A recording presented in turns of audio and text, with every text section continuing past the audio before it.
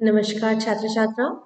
आज हम तृतीय वर्ष कला के अंदर भूगोल के पाठ्यक्रम का प्रारंभ जो हम कर चुके हैं पहली कक्षाओं में, उसी को आगे की तरफ बढ़ा रहे हैं। आज हम प्रथम प्रश्न पत्र में भारत का जो पहला यूनिट का पहला बिंदु है, भारत की अवस्थिति और उसकी भिन्नता में एकता, इसको थोड़ा सा चर्चा करेंगे। अवस्थिति की हमने थोड़ी बहुत चर्चा पहली कक्षाओं में कर रखी है, इसी को आज हम थोड़ा सा आगे बढ़ा रहे हैं। हमने दक्षिणी एशिया, दक्षिणी पूर्वी एशिया के संदर्भ में, विश्व के संदर्भ में भारत की स्थिति को समझा था।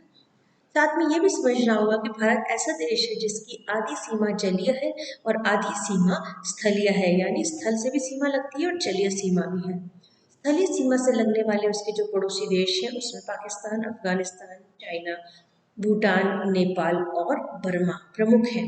ये सारे देश हैं जो भारत के निकटतम पड़ोसी हैं स्थलीय सीमा पर। साथ ही भारत की जो जलीय सीमा है उस पर भी कई देश हैं जो निकटता रखते हैं, जिसमें मालदीव और श्रीलंका प्रमुख रूप से है जो भारत से अपनी निकटता रखते हैं और भारत के निकटतम पड़ोसियों में से गिने जा सकते हैं। भारत एक ऐसा देश है जो अपनी स्थिति को लेकर हमेशा से ही सारे विश्व के आकर्षण का केंद्र बना रहा है, क्योंकि एशिया में भारत की जो स्थिति है बहुत ही महत्वपूर्ण स्थिति है। अब भारत की जो स्थिति है वो भारत को न केवल भौगोलिक रूप से अलग करती है बल्कि उसकी सांस्कृतिक रूप से भी अलग करती है। जैसा कि पिछली कक्षा में हमने चर्चा की थी कि भारत के अंदर जो हिमालय की स्थिति है, नीचे समुद्र तट की स्थिति है, वो भारत को एक प्रायद्वीप होते हुए, एशिया महाद्वीप का एक भाग होते हुए भी एशिया से अलग कर देती है और एशिया से अलग हमारी एक सांस्कृतिक और भौगोलिक पहचान देती है। अब इस सांस्कृतिक और भौगोलिक पहचान जो भारत को दी गई है, वह वहाँ भी हमें कई सारी भिन्नताएं देखने को मिलती है। भारत भूमि इतनी विस्तृत है कि वहाँ पर आपको कई प्रकार की भिन्नताएं देखने को मिलती हैं, और उन भिन्नताओं में अगर हम भौगोलिक दृष्टि से देखें तो उच्चावच तो आप जानते ही हैं, विश्व के उच्चतम पठार, प्राचीनतम पठार, उच्चतम जो पहाड़ है, पर्वत श्रृंखला है हिमालय, वो भारत में है। विश्व के प्राचीनतम पठार, दक्कन का पठार भारत के अंदर है। विश्व की नवीनतम पर्वत श्रृंखला या नवीनतम भूभाग भी भारत में है और विश्व के प्राचीनतम भूभाग भी भारत के अंदर ही स्थित है। तो भौगोलिक दृष्टि से मैदान, विस्तृत डेल्टा, विस्तृत पर्वत श्रृंखलाएं, पठार, हर वो भूभाग जो विश्व में उपलब्ध है, वो सब कुछ भारत में आपको देखने को मिलता है। कई सारे भारत के अंदर हिम द्वारा बनी स्थलाकृतियां भी देखने को मिलती है हिमालय के अंदर। तो विविधताएं हैं, बहुत अधिक विविधताएं हैं भौगोलिक दृष्टि से। भूगर्भिक दृष्टि से देखा जाए तो भारत क्योंकि गोंडवाना लैंड का भाग था और भारत की कुछ भूमि 33 सागर का भाग है, तो एक नवीन भूखंड भी भारत के पास है जो भौगोलिक दृष्टि से बिल्कुल नवीन है और अलग है। और एक प्राचीनतम भूभाग गोंडवाना लैंड, जिसको हम कहते हैं कि वो पेंजिया का एक भाग था। पेंजिया का जब विभाजन हुआ तो उसका दक्षिणी भाग था पेंजिया का, जिसे आप जानते हैं क्या कहते हैं हम, उस जो दक्षिणी भाग जब पेंजिया दो टुकड़ों में बटा, तो एक तो उत्तर में एक भाग अलग हुआ और दूसरा भाग दक्षिण में आने से हमने गोंडवाना लैंड कहा। और उस गोंडवाना लैंड का ही एक भाग भारत को मिला है, एक टुकड़ा है, जो कुछ भाग अफ्रीका, ऑस्ट्रेलिया और अंटार्कटिका में समाहित हो गए हैं। तो भारत की भूमि न केवल भौगोलिक और भूगर्भिक दृष्टि से विविधता रखती है, बल्कि सामाजिक, सांस्कृतिक और जलवायु की दृष्टि से भी बहुत अधिक विविधता रखती है। वैज्ञानिक सही कहते हैं कि भारत में विश्व में जितनी प्रकार की जलवायु मिलती है वो सब भारत में देखने को मिलती है। मतलब विषुवतीय जलवायु से लेकर ध्रुवीय जलवायु तक। अंडमान निकोबार द्वीप समूह जो विषुवत रेखा से बहुत निकट है, वहाँ पर विषुवतीय जलवायु देखने को मिलती है। और हिमालय जो 8,000 मीटर की ऊंचाई पर है, वहाँ पर आपको ध्रुवीय जलवायु देखने को मिलती है, परमाफ्रॉस्ट देखने को मिलता है। मतलब पूरे साल लगातार बर्फ जमी रहती है, कभी भी वो बर्फ पिघलती नहीं है। तो परमाफ्रॉस्ट से लेकर विषुवतीय जलवायु तक सभी चीजें भारत में देखने को मिलती हैं और अपार विविधता है भारत में जलवायु को देखते हुए।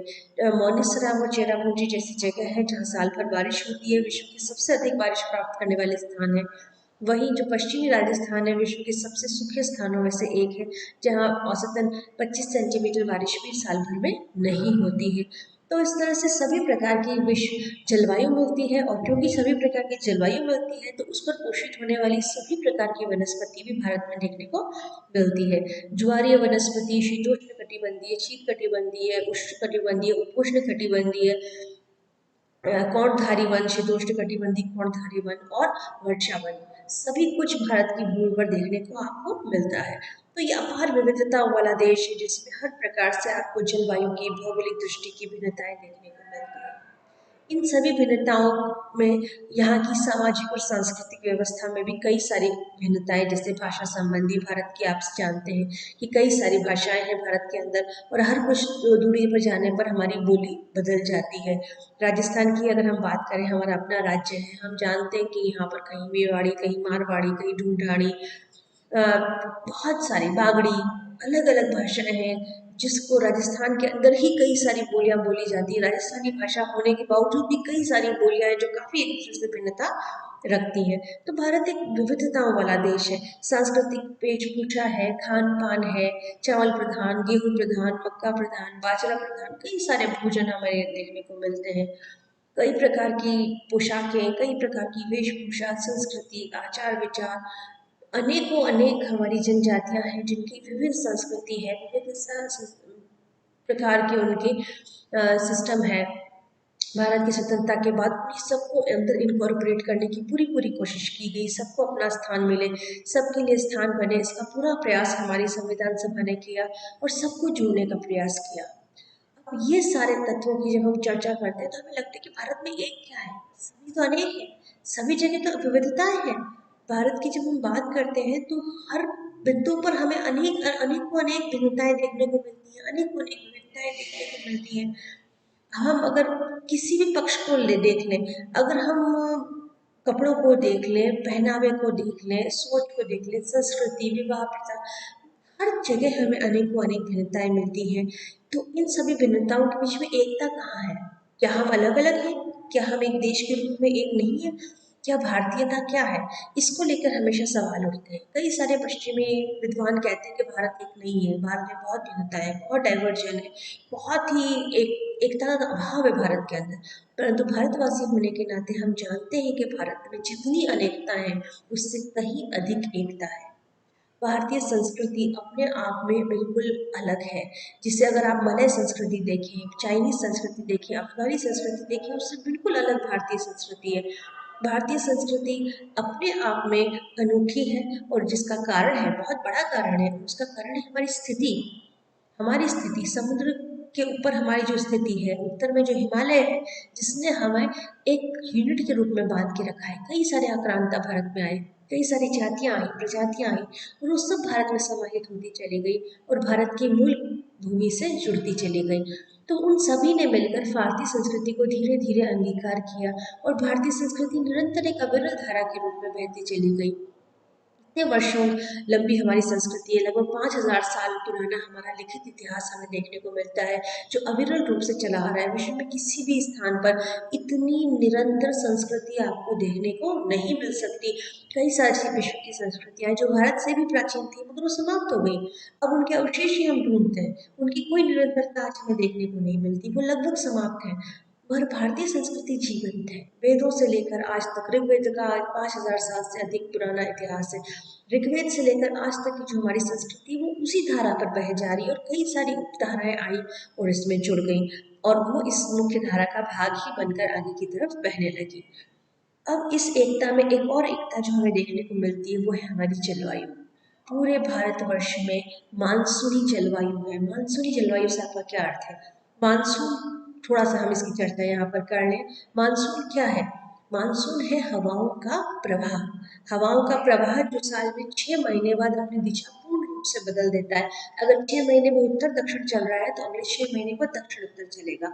तो ये जो हवा का विन्यास है, जो हर साल में 2 बार अपने स्थान को पूर्ण रूप से बदलता है, उसको मानसून कहते हैं। और विश्व में सबसे व्यवस्थित अगर ये हवाओं का क्रम कहीं देखने को मिलता है तो वो भारत में देखने को मिलता है। भारत में विशेष रूप से एक ऋतु है जहाँ वर्षा होती है, एक शुष्क ऋतु है, एक ग्रीष्म ऋतु है, निरंतरता एक बनी हुई है ऋतुओं की। और पूरे देश में एक साथ साथ, इतने बड़े देश में एक साथ वर्षा का समय आता है, एक साथ ग्रीष्म का समय आता है और एक ही साथ शीत का समय आता है। तो ये सारी चीज़ें भारत को एकता में बांधती है, हमारा मानसून, हमारी संस्कृति, जो हमें एकता प्रदान कर रही है। तो छात्रों, ये हमारा पहला यूनिट का पहला बिंदु लगभग समाप्त हो गया है। आगे आने वाली यूनिट के बिंदुओं में हम दूसरे भारत से संबंधित बिंदुओं की चर्चा करें।